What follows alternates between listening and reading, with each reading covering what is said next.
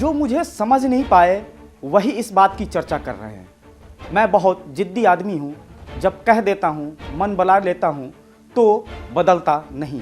18 अगस्त 2023 को जाट नेता जयंत चौधरी ने बीजेपी के साथ जाने के सवाल पर यह बात कही। 5 महीने भी नहीं बीते कि जयंत के बीजेपी के साथ जाने की चर्चा तेज है। खबर है कि अलायंस के फॉर्मूले पर लगभग सहमति बन गई है। पिछले 2 लोकसभा चुनाव में जयंत की पार्टी एक भी लोकसभा सीट नहीं जीत पाई है। इसके बावजूद राम लहर पर सवार भारतीय जनता पार्टी जयंत को अपने साथ क्यों लाना चाहती है? यूपी में जयंत और उनकी राष्ट्रीय लोकदल पार्टी की क्या हैसियत है? 2024 में बीजेपी और आरएलडी दोनों के लिए गठजोड़ क्यों जरूरी है? आज इस एक्सप्लेनर में हम इसी मुद्दे पर बात करेंगे। नमस्कार, मेरा नाम है मार्तंड सिंह और आप देख रहे हैं डेली लाइन। बीजेपी ने 2024 के लिए 400 प्लस का टारगेट सेट किया है, जिसके लिए यूपी की सभी 80 लोकसभा सीटों पर जीत का लक्ष्य निर्धारित किया गया है। 2019 में एनडीए को 64 सीटें मिली थी, जिसमें बीजेपी को 62 और सहयोगी अपना दल को 2 सीटों पर जीत हासिल हुई थी। अब भाजपा की कोशिश इन सीटों की संख्या 80 पहुंचाने की है उत्तर प्रदेश में। यही वजह है कि पार्टी आरएलडी का साथ चाहती है। पश्चिमी यूपी में लोकसभा की कुल 27 सीटें हैं। इनमें से मेरठ, सहारनपुर, मुरादाबाद मंडल की 14 सीटों पर जाटों का वोट ही जीत और हार तय करता है। इन सीटों पर जयंत चौधरी की पार्टी आरएलडी निर्णायक भूमिका निभाती रही है।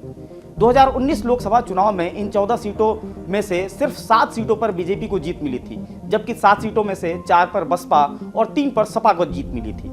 इस बार मिशन 370 के तहत बीजेपी पश्चिमी यूपी के जाटलैंड की सभी 14 सीटों को जीतना चाहती है।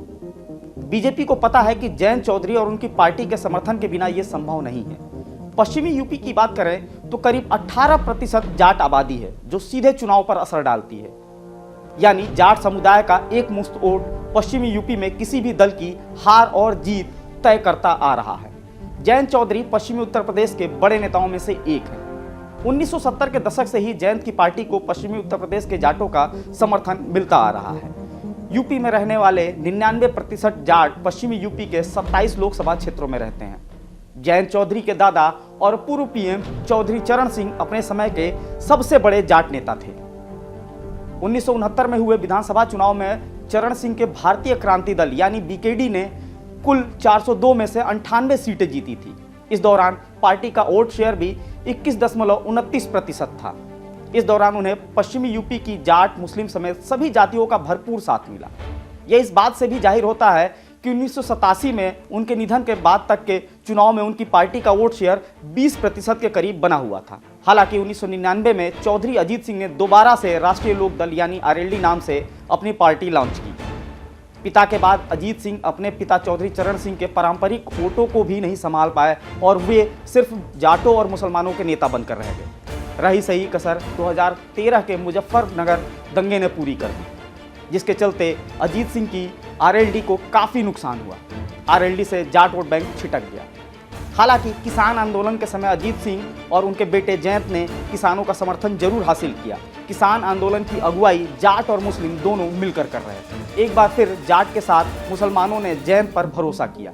परिणाम ये हुआ कि 2017 में आरएलडी ने 1 सीट पर जीत हासिल की थी, जो 2022 में बढ़कर 8 हो गई थी। इस बार 2 और प्रमुख फैक्टर हैं जिसके चलते बीजेपी को जयंत चौधरी की पार्टी आरएलडी की ज्यादा जरूरत महसूस हुई है। पहली बात, 2020 के किसान आंदोलन के दौरान 700 किसानों की मौत से जाटों में केंद्र सरकार के प्रति जबरदस्त गुस्सा है। इस आंदोलन के दौरान मुस्लिम और जाट समुदाय के बीच विभाजन की खाई काफी हद तक कम हो गई है। दूसरा मुद्दा एमएसपी से जुड़ा हुआ है। गन्ना किसानों का बकाया अब फसलों के लिए न्यूनतम समर्थन मूल्य यानी एमएसपी से जुड़ी मांगों का समाधान नहीं होने से भी किसानों में गुस्सा है। बीजेपी जैन से गठबंधन कर उस नुकसान की भरपाई करना चाहती है। हालांकि अगर पॉलिटिकल एक्सपर्ट्स की माने तो उत्तर प्रदेश की राजनीति जातीय समीकरण के तहत चलती है। जाट वोटों का पलटना INDIA गठबंधन के लिए ताबूत में आखिरी कील जैसा होगा। पश्चिमी यूपी की सभी 27 लोकसभा सीटों पर बीजेपी को बढ़त मिल सकती है। सिर्फ बीजेपी ही नहीं, आरएलडी के लिए भी इस गठबंधन में शामिल होना मजबूरी है। इसकी वजह यह है कि सत्ता के बिना राजनीतिक दलों की कोई अहमियत नहीं होती है। आरएलडी को पिछले 2 चुनाव में एक भी सीट नहीं मिली है। ऐसे में जयंत चौधरी तीसरा चुनाव हारने का रिस्क नहीं उठा सकते हैं। इससे उनका अस्तित्व खत्म हो जाएगा। 2024 के लोकसभा चुनाव में पश्चिमी यूपी में मुस्लिम वोटों का बंटना तय है, लेकिन इतनी बड़ी मात्रा में वोट नहीं बटेंगे।